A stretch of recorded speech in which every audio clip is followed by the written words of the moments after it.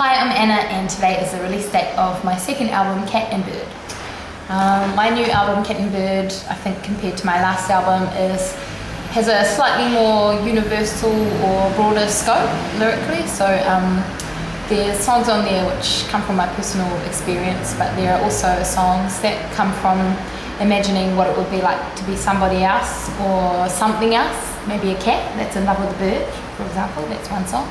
And sort of there's also songs that take one emotion or one sort of thought and just amplify that and sort of muse on that a little bit. So yeah, it's kind of coming from all sorts of directions. This album was about 2 years in the making. So 2009 I spent writing a lot. I developed quite a good work ethic where I'd get up in the morning and sit on the deck while I was still half asleep, which I found was quite good. I felt like my brain was sort of tapped into things that I can't access when I'm fully awake, like I am now. So yeah, I got in the habit of doing that and spent a good year writing, doing demos and doing all the arrangements for the tunes, and then spent 2010 on the actual recording, the final recording. So yeah, 2 years. So were any of these sort of songs inspired by dreams, or like, you know, you've just woken up from? Yeah, a couple of songs definitely started as dreams. There's one in particular, the last track is called Black Light, and it says something about, you can edit my waffling out, can you? Something about when I woke I saw the stars in your head and I knew that you were for me. Oh, last night I dreamed your eyes were my eyes. And so that was a real dream that I had about my head, but I had somebody else's eyes instead of my own eyes. And then the original lyric was, when I woke I saw a samurai dead, because in the dream there was also someone committed seppuku, which is what someone I did, and they had to cut their own stomach open, but I thought it was a little bit too fruity, so I changed it, because I'm allowed to, artistic license. What did you change it to? When I woke I saw the stars in your head. Yeah. So with regards to getting older, and as a musician in the music industry, I think especially as a female musician in the music industry, it's something that, I mean, you see it all the time. People don't seem to want to admit to it or sort of address it, you know. But I decided that I'm just going to embrace it, and I don't really mind. Well, I'm not that old anyway. I'm still in my 20s, 29.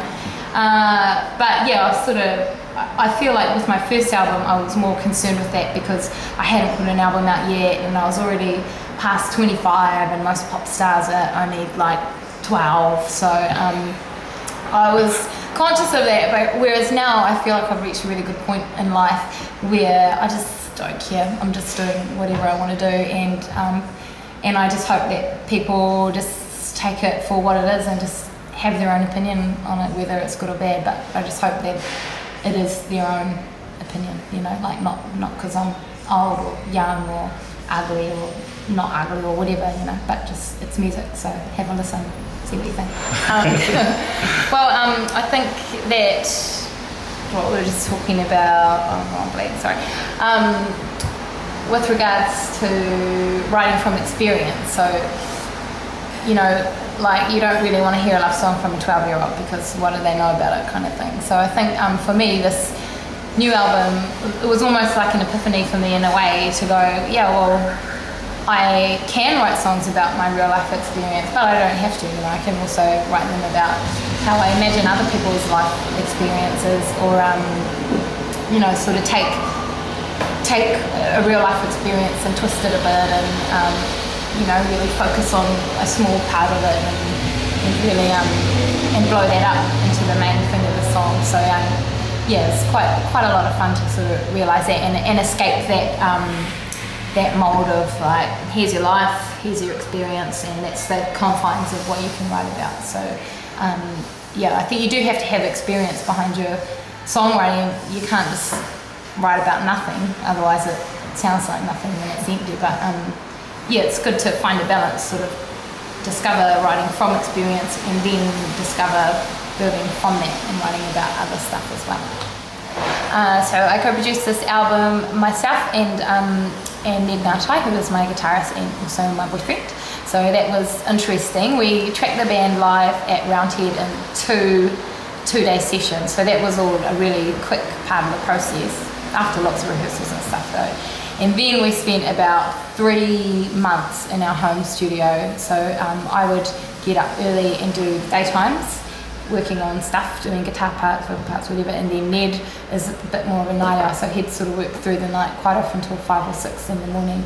And we got really stressed out and tired, and had sort of got quite honest with each other at times, which I think actually resulted in the best possible result. So yeah, it was good. I was going to just ask, and maybe you don't answer, but